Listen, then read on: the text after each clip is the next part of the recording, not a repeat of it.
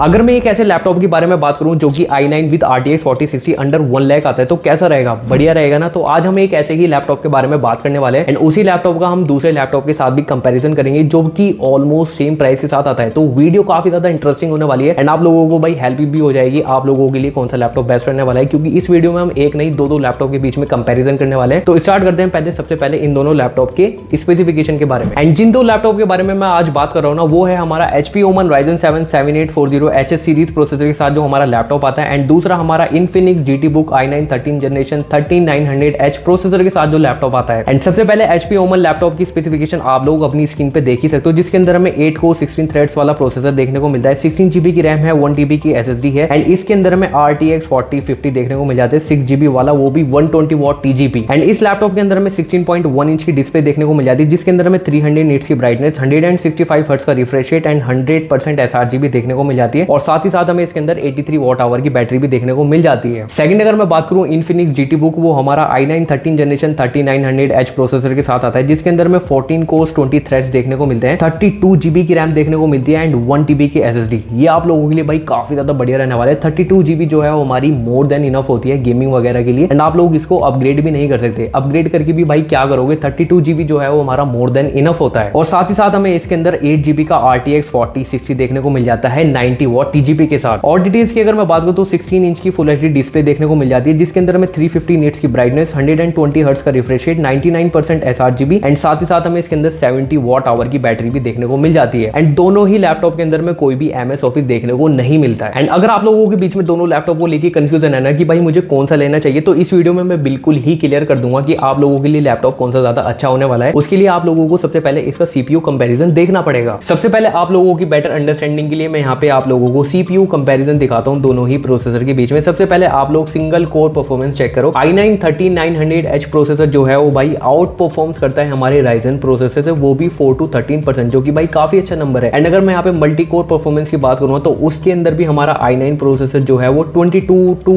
33% advantage ले जाता है हमारे Ryzen प्रोसेसर के ऊपर। ये भी भाई मुझे काफी ज्यादा बढ़िया चीज लगी। एंड यहाँ पे अगर हम एफिशिएंसी की बात करें ना, परफॉर्मेंस पर वॉट की बात करें, तो भाई यहाँ पे Ryzen जो है वो बेनिफिट ले जाता है। Ryzen जो है वो हमारा एफिशिएंसी के मामले में ज्यादा बढ़िया है, क्योंकि ये अपना 4 नैनोमीटर पे जो है वो बेस्ड है एंड यहाँ पे जो है i9 प्रोसेसर से ज्यादा हायर स्कोर अचीव करता है in terms of power saving scenarios. अब अगर आप लोगों को लैपटॉप से रॉ प्रोसेसिंग पावर चाहिए, स्पेशली मल्टी थ्रेडेड टास्क के अंदर, तो आप लोगों के लिए any day Infinix GTBook i9 3900HS series के साथ जो लैपटॉप आता है वो आप लोगों के लिए काफी ज्यादा बढ़िया रहने वाला है, क्योंकि ये कॉम्बिनेशन हमें काफी ज्यादा सुपीरियर देखने को मिलता है। बट अगर आप लोगों के लिए battery life and thermal efficiency priority है, तो आप लोगों के लिए HP Omen Ryzen 7 7840HS series के साथ जो लैपटॉप आता है वो आप लोगों के लिए बेस्ट हो सकता है। एंड अभी तो रुको भाई, अभी पूरा कंपैरिजन नहीं हुआ है, ये तो हमने सिर्फ CPU की बात करी, अभी तो GPU की बात होनी बाकी है। उसके बाद आप लोगों को और क्लियर आइडिया हो जाएगा आप लोगों के लिए कौन सा लैपटॉप एनी डे बढ़िया रहने वाला है। अब देखो, अगर आप लोगों को मैं यहाँ पे GPU कंपैरिजन दिखाऊं ना, तो भाई नो डाउट RTX 4060 जो है वो आउट परफॉर्म करेगा हमारे RTX 4050 से। बट अगर यहाँ पे सिमिलर TGP है ना, RTX 4060 जो है वो भाई आप लोगों को ज्यादा FPS एंड बेंचमार्क्स डिलीवर करेगा, इसके अंदर कोई भी डाउट नहीं है। एंड अगर RTX 4060 जस्ट कैप्ड है 90 वॉट पे ना, तो भाई वो ऑलरेडी वीकर है हमारे 120 वॉट वर्जन से RTX 4060 के। And pairing it with a powerful CPU still likely yields higher GPU performance than an RTX 4050 even at higher TGP। तो इसका मतलब यह है कि अगर हमारे पास RTX 4060 है ना, इवन एट 90 वॉट TGP जो हमें Infinix GTBook के अंदर देखने को मिलता है, भाई वो हमारे RTX 4050 से आउट परफॉर्म करेगा, including 1 at higher TGP। And आप लोगों की और बेटर अंडरस्टैंडिंग के लिए मैं यहाँ पे आप लोगों को एक छोटा सा चार्ट दिखाता हूँ, जिसके अंदर मैंने CPU power, GPU power, efficiency and real world usages के बारे में बात करी है, जिसके अंदर आप लोग प्रोसेसर एंड ग्राफिक कार्ड के बीच में कंपैरिजन देख ही सकते हो। एंड आप लोगों को यहाँ से छोटा मोटा तो आइडिया लग ही जाएगा कि आप लोगों के लिए कौन सा लैपटॉप जो है वो बढ़िया रहने वाला है processor and graphic card wise. But अगर मैं यहाँ पे i9 3900H सीरीज के प्रोसेसर की बात करूँ ना, वो भी RTX 4060 90 वॉट TGP के साथ, जो कि हमें Infinix GTBook के अंदर देखने को मिलता है। नो डाउट भाई कॉन्फ़िगरेशन जो है वो काफी ज्यादा पावरफुल है, superior CPU and stronger GPU हमें यहाँ पे देखने को मिल जाता है, भले ही वो रिड्यूस TGP है 90 वॉट, आप लोगों को उससे भाई काफी ज्यादा तगड़ी परफॉर्मेंस मिलने वाली है। डिमांडिंग वर्कलोड्स एंड गेमिंग्स उसके अंदर आप लोगों को कोई भी दिक्कत देखने को नहीं मिलेगी। मीनवाइल अगर मैं यहाँ पे Ryzen 7 7840HS plus RTX 4050 120 what TGP के बारे में बात करूं, जो कि हमें HP Omen के अंदर देखने को मिलता है, नो डाउट वो भी भाई आप लोगों के लिए सॉलिड डील होने वाली है, मोर एफिशिएंट ऑल्टरनेटिव होने वाला है, जो कि आप लोगों के लिए बढ़िया रहने वाला है पोर्टेबिलिटी के अंदर, बैटरी लाइफ के अंदर एंड लाइटर यूज अगर आप लोग करते हो उसके अंदर भी आप लोगों के लिए काफी अच्छा लैपटॉप वो हो सकता है। तो CPU एंड GPU कंपैरिजन देख के आप लोगों को ऑलमोस्ट क्लियर आइडिया लग ही गया होगा कि कौन सा लैपटॉप किस यूजर को टारगेट करता है। तो देखो सिंपल सी बात है, अगर आप लोगों को रॉ प्रोसेसिंग चाहिए, बढ़िया तगड़ी गेमिंग चाहिए, तो आप लोगों के लिए Infinix GT Book जो है वो बढ़िया रहने वाला है, क्योंकि उसके अंदर हमें कॉम्बिनेशन प्रोसेसर का एंड ग्राफिक कार्ड जो है वो बढ़िया तो देखने को मिलता ही है। साथ ही साथ अच्छी बात यह है कि हमें 32 GB की प्री इंस्टॉल्ड रैम भी देखने को मिलती है, तो आप लोगों को अपग्रेड करने की भी कोई जरूरत नहीं पड़ेगी। एंड इस लैपटॉप का जो है मैंने रिव्यूज वगैरह भी चेक करे भाई, काफी ज्यादा बढ़िया है। Infinix का लैपटॉप है तो लोगों को जो है वो ट्रस्ट इशू रहता है कि भाई पता नहीं कैसा लैपटॉप होगा। तो जितना मैंने रिव्यूज वगैरह देखा है तो लैपटॉप तो भाई नो डाउट काफी ज्यादा अच्छा है। बट अगर आप लोगों को भाई पावर एफिशिएंसी ज्यादा चाहिए, बैटरी लाइफ अच्छी चाहिए एंड पोर्टेबिलिटी भी चाहिए, तो आप लोगों के लिए HP Omen जो Ryzen 7 के साथ प्रोसेसर के साथ लैपटॉप आता है वो आप लोगों के लिए काफी अच्छी चॉइस हो सकता है। नो डाउट उसके अंदर भी आप लोग काफी अच्छी गेमिंग एंड अपने जितने भी प्रोडक्टिव टास्क होते हैं वो तो कर ही सकते हो। अब देखो सबको गेमिंग नहीं करनी, प्रोडक्टिव टास्क वगैरह भी करना है। फॉर एग्जांपल अपना कलर एक्यूरेसी की वर्क हो गई, ग्राफिक डिजाइनिंग वगैरह हो गया। एंड यहाँ पे अगर मैं दोनों लैपटॉप की डिस्प्ले के बारे में बात करूंगा तो HP Omen के अंदर में 300 निट्स की ब्राइटनेस, 165 हर्ट्ज का रिफ्रेश रेट एंड 100% sRGB देखने को मिलता है। नो डाउट आपके इसके अंदर कलर एक्यूरेसी वाले काम तो हो जाएंगे, बट यहाँ पे हमें ब्राइटनेस जो है वो थोड़ी सी कम देखने को मिलती है। और वहीं पे हमें Infinix GT Book के अंदर 120 हर्ट्ज का रिफ्रेश रेट, 350 निट्स की ब्राइटनेस एंड 99% sRGB देखने को मिलती है। रिफ्रेश रेट मुझे यहाँ पे थोड़ा सा कम लगा, एटलीस्ट 144 हर्ट्ज जो है वो हो सकता था। एंड यहाँ पे हमें 99% sRGB देखने को मिलता है। और वहीं पे हमें 350 निट्स की ब्राइटनेस तो थोड़ी बहुत ज्यादा है, बट यहाँ पे 100% sRGB देखने को नहीं मिलता। एंड मैं यहाँ पे आप लोगों को रिकमेंड करूंगा कि अगर आप लोगों को कलर एक्यूरेसी वाले वर्क करने हैं ना, नो डाउट आप इन लैपटॉप के अंदर तो कर ही सकते हो, बट यहाँ पे एक एक्सटर्नल मॉनिटर भी परचेज कर लेना, उससे आप लोगों का गेमिंग एक्सपीरियंस भी काफी ज्यादा अच्छा हो जाएगा एंड आप उसके अंदर कलर एक्यूरेसी वाले काम भी कर सकते हो। बट ये ध्यान रखना कि मॉनिटर जो है वो अच्छी स्पेसिफिकेशन का होना चाहिए। एंड अगर मैं यहाँ पे दोनों ही लैपटॉप के प्राइस की बात करूँ तो दोनों लैपटॉप हमारे 94,990 रुपीज के आते हैं। बट अभी मैंने चेक कराया कि भाई हमारा जो HP Omen है ना उसके प्राइस हमारे और कम हो गए हैं, 90,000 से भी नीचे हो गए हैं। तो भाई ये काफी ज्यादा बढ़िया डील है। अगर आप लोग HP Omen वाला लैपटॉप ले रहे हो तो काफी अच्छी डील के साथ जो है वो आप लैपटॉप को ग्रैब कर सकते हो। तो यही था दोनों लैपटॉप के बीच में कंपैरिजन। मैंने आप लोगों को सारी चीजें बता दी कि आप लोगों के लिए कौन सा लैपटॉप बेस्ट रहने वाला है। दोनों ही लैपटॉप का लिंक जो है वो नीचे मिल जाएगा, जहां से जाके आप इनको परचेज कर सकते हो। एंड अगर आप लोगों को किसी भी दो लैपटॉप के बीच में कंपैरिजन चाहिए या फिर आप लोगों को कंफ्यूजन है कि मुझे कौन सा परचेज करना चाहिए, तो नीचे कमेंट सेक्शन में आप लोग डाल सकते हो। मैं उस पर डेफिनेटली ट्राई करूंगा कि एक वीडियो लेकर के आऊं। तो यही था इस वीडियो में, मिलते हैं किसी और नेक्स्ट वीडियो में, तब तक के लिए